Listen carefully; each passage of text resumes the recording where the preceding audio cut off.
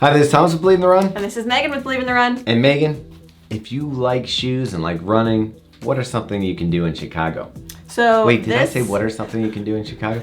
What is something that you could do in Chicago? This June, in fact June 4th and 5th, there is something called the Run Show USA, which is essentially a running expo without the race. Big convention, lots of brands, lots of deals to get on shoes, on gear and apparel, and it has some great speakers.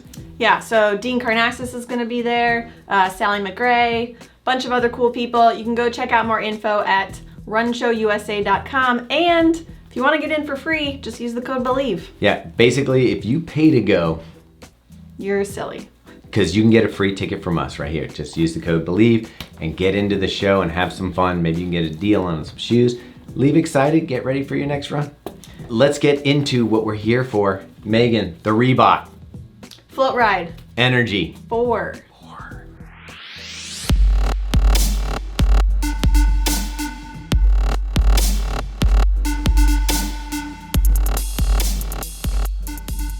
It seems like one was only out a little while ago. I know. I only remember the one. I think it's because it's the only one I tried. Yeah, and how long ago was that? Like 2019. 2019. So here we are. We're on number 4 already, and the shoe looks pretty different. It looks quite different, and I gotta say, we talked about this in the First Thoughts video, but it is a beautiful looking shoe. This upper is called the Speed Shift upper. It's... Speed Shift. What do you call this material? I would call that a mesh. And just some simple overlays. You've got the Reebok logo across here, but this colorway is amazing. Yeah, it's like an ivory, but I mean, not everybody's gonna get this colorway, so let's get into some of the components of the shoe.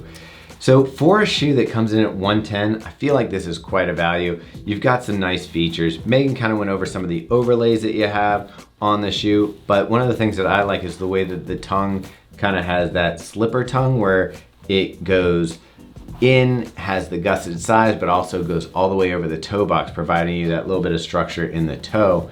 It breathes really well, even though there's 2 layers there. This top mesh is really breathable. And then in the heel here, you have just like a little bit of padding through the collar and heel. Not a ton, but it's enough that you feel comfortable on step in and comfortable out on the run. And you notice the pull tab, Meg. Mm-hmm. It's that black reflective stuff, so it's kind of cool. Yeah. But it's nice, it works. Lastly, I'll mention this part, the gray part here, that has the more rigid material, helps to lock in your foot over the arch.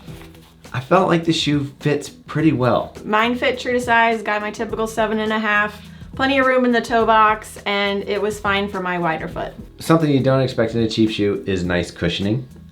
And what are they doing down here, Meg? So you have your Floatride Energy foam. It's a pretty bouncy foam, fairly light. I enjoy it. I just wish there was a little bit more of it.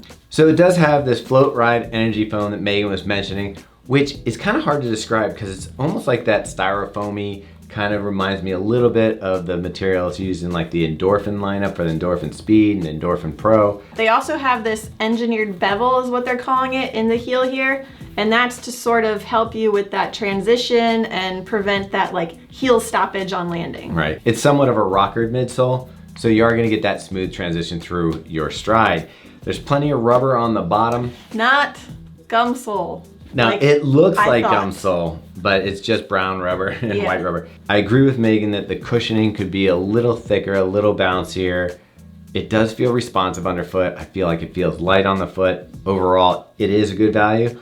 But what I would probably want to do if I was making an update to this shoe is maybe take off some of the rubber on the midsole, and it has a very thin sock liner. You can see here, it is kind of like that Ortholite material, but it's really thin.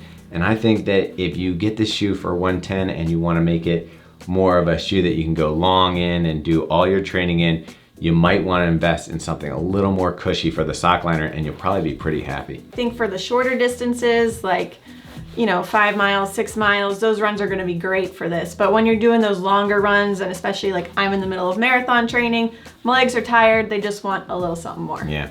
My size 10.5 came in at 8.96, almost 9 ounces and 254 grams. Yeah, my women's 7.5 came in at 7.27 ounces or just over 200 grams. So it's a nice light trainer. Yeah. And I would say it compares favorably to other shoes in the 110, 120 mark. Reebok is always having sales, always doing promotions.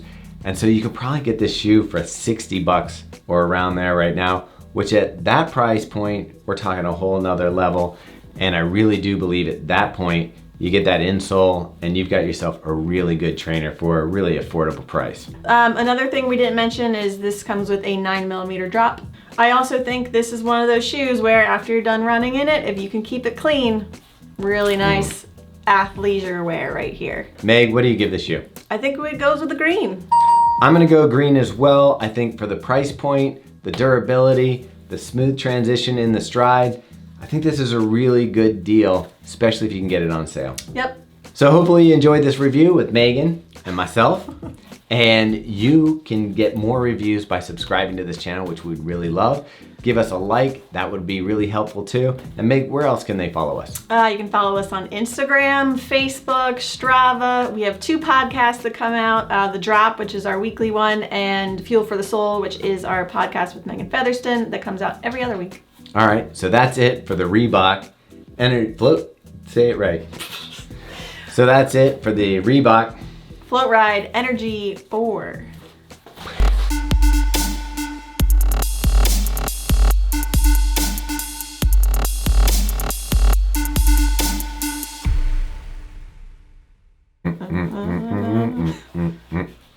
Are you recording? I knew it.